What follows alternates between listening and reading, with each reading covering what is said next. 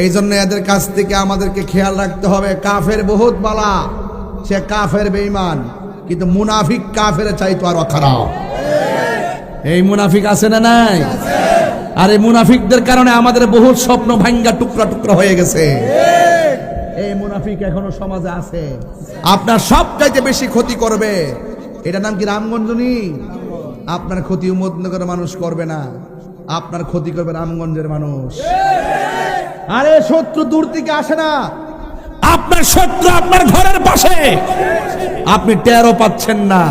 উপরে একটা নিষেধা গাছ কাটে, উপর দিয়ে পানি ডালে। কথা বলেন ঠিক কি না বলেন? এই মুনাফিক সমাজে আছে না নাই?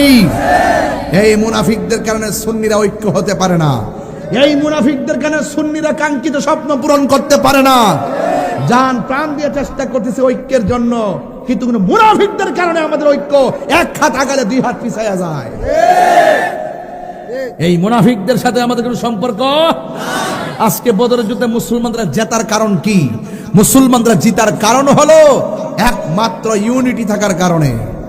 কথা কোন ঠিক না বেঠে?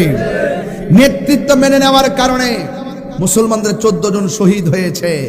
এই শহীদদের উসিলায় যেন আল্লাহ পাক আমাদের সকলকে কবুল করে বলুন আমিন।